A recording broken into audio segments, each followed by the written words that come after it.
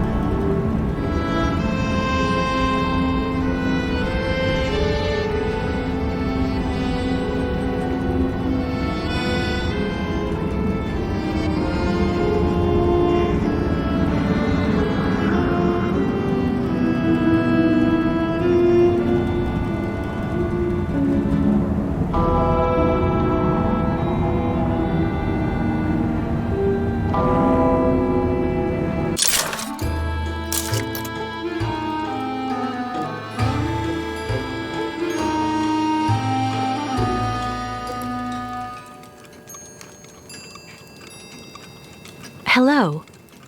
Are you Mr. Steiner?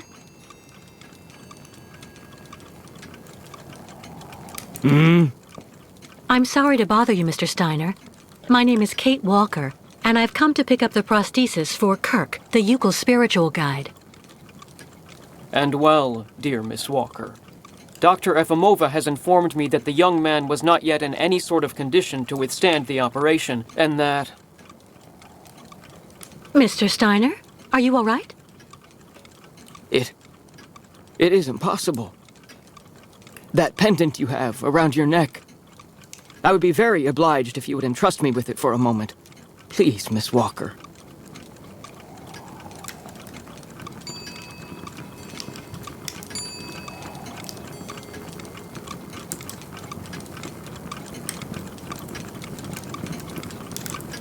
Mein Gott! An XZ-2000 automaton heart in perfect working condition. A compensating spring memory. Pendulum ventricles and small mechanical pumps. Everything seems in excellent condition. Donnerwetter! Where on earth did you steal this, Miss Walker?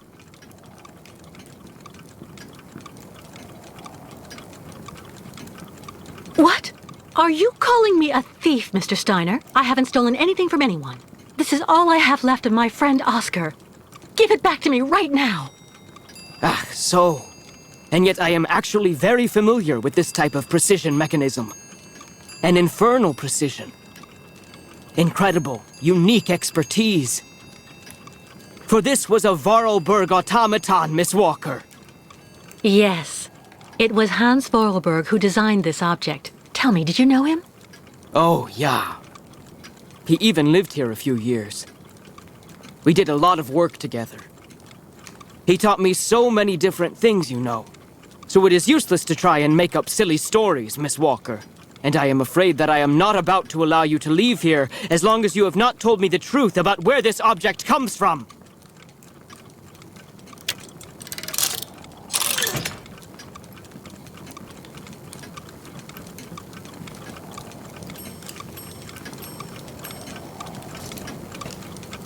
Oh, don't bother locking me in, Mr. Steiner. If you must know, the truth is that Hans Vorarlberg was someone who was very important to me. I accompanied him on a very strange journey throughout Europe.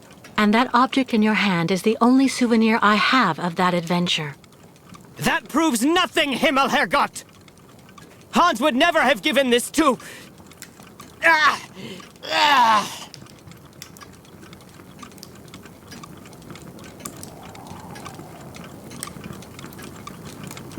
Mr. Steiner, are you all right? My heart... need... my medication! Quickly! Just don't move. I'll go and get your medication right away.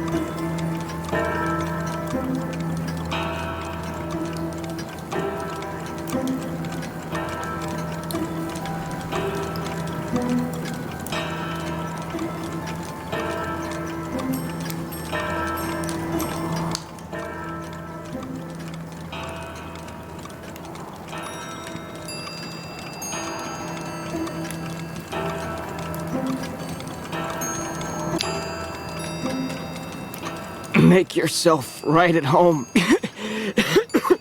Don't mind me. I just own the place.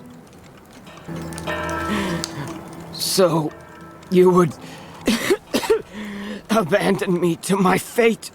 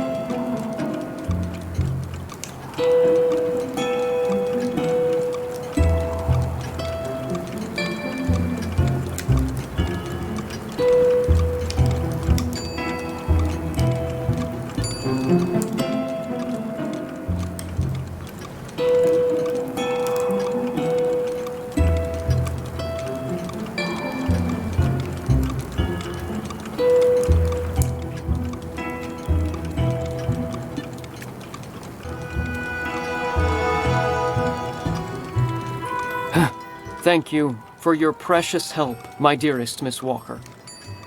I'm afraid I may have judged you somewhat hastily. Don't mention it, Mr. Steiner. Tell me about the prosthesis. I need to take it back to Kirk very quickly, if, of course, you agree to let me have it. Yeah. I just have a few small adjustments to make. It involves very precise and meticulous mechanics, understand? Will it take long? I'm sorry to insist, but I also have to give a hand to those unfortunate Yukels. I need to help them get across the lake with their herd of ostriches. I'm so worried about them. Once the mechanical leg is at last ready, I can go to the clinic and bring back young Kirk to you. That way you only have to worry about what happens to the other Yukels.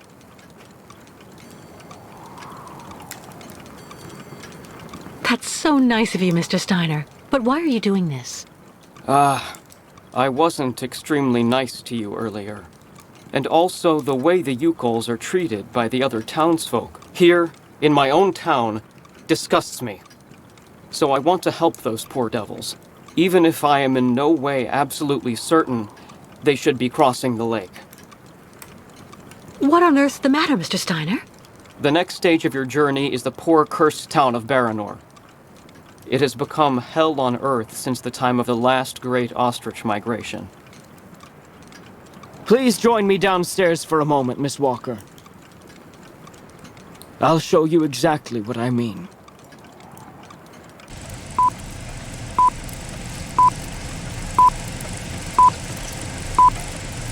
Baranor, the cursed city.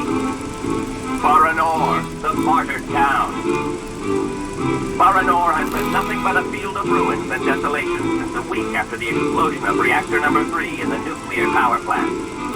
Baltimore is on the other side of the lake, sheltered from the prevailing winds, and fortunately it seems to have been spared from the deadly radioactive clouds. Our town was mobilized to go to the aid of our neighbors. Although our town's means were modest when compared to such catastrophe, there were nonetheless among us some brilliant mechanical engineers. In record time, they developed a small army of automatons capable of helping the affected people. Those men and dogs of steel could go where a human could no longer set foot without becoming seriously ill. Over there, they could be excavators, rescue workers, and treasure bearers. Oscar! They all look like him. Truly magnificent pieces, Nishtvar. The XZ-2000 model is most assuredly one of Hans's major masterpieces. Their mission was to bring back any survivors of the catastrophe to Baltimore, where the victims would receive the best care in Dr. JMTM's clinic. The Crystal, the ferry usually responsible for linking the towns of Baltimore and Baranor every day, carried the new type of rescuers to the scene of the drama, and brought back the survivors of the catastrophe. So Baranor suffered the ravages of a nuclear accident. But according to that film, the automatons you designed with Hans should have helped save lots of lives, right? I'm afraid that's not how things went. Because of Captain Obo, who... Ah, that must be Sarah. Please come this way, Miss Walker. I'll introduce you.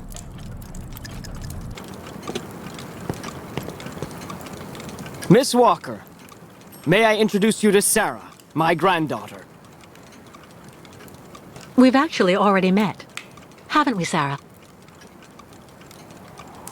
I actually owe Miss Walker a candle.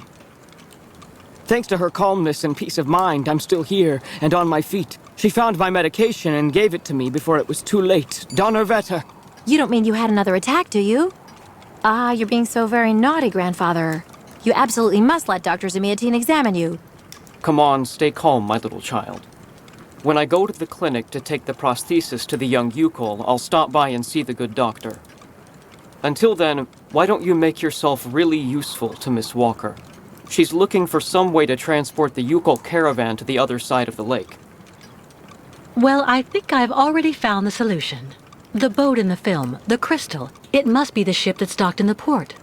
If it was able to transport the automatons you and Hans built, it could carry the ostriches across the lake. Ah, that's not a bad idea. But unfortunately, there's a slight problem of size, dear Miss Walker.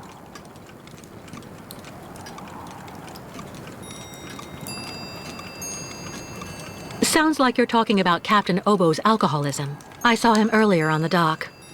That coward has been hiding himself in alcohol ever since he abandoned our automatons to Baranor, and he'd rather simply die than go back. He tells everybody that the evil monster of the lake is waiting for him, and that as soon as he goes back on the water, the beast will just up and grab him. Ha ha ha ha. But of course, that is the purest fantasy. Grandfather, I know you're still really angry with Captain Obo because he abandoned the automatons that you built with your friend Hans and Baranor. He was supposed to wait for them. They were going to take all the survivors they found in the rubble to the boat and then bring everyone here to safety in Valsambor. But in the end, when he got to the beach at Baranor and saw the disaster and all the dead, he became really afraid. The disease, the radiation, he must have had an uncontrollable panic attack, so he immediately turned back, dumped the machines on the Crystal into the lake, and came back empty-handed to Valsambor. And the automatons have been there ever since, in hell. But who knows? Maybe today he'll want to sell. I'm sure Kate will be capable of convincing him to help the Ukels. I have to go do my waitressing shift in the tavern. Come by and see me later on, okay? Captain Obo will be there. All right, then. I'll try and convince Captain Obo. Thank you for everything, Mr. Steiner. I don't know if I really should wish you good luck, dear Miss Walker. Baranur is only an open grave now.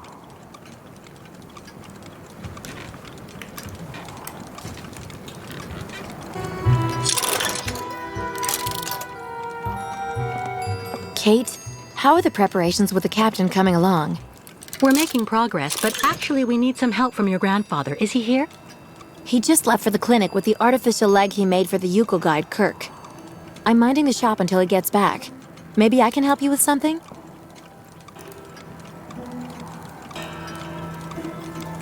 It seems the captain has misplaced the ignition key for the crystal, and without it we won't be able to leave.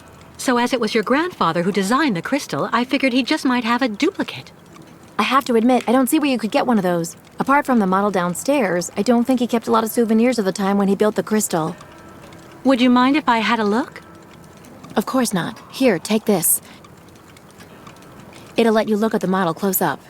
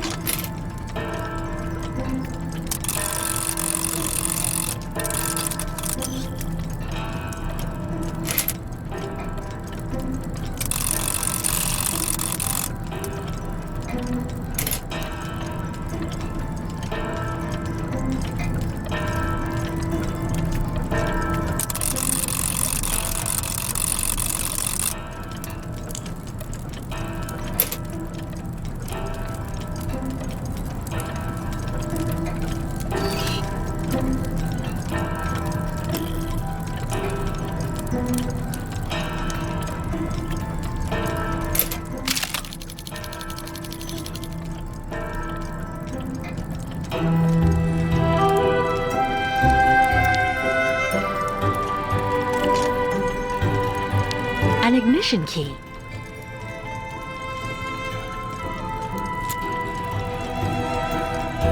But it looks far too small for the crystal.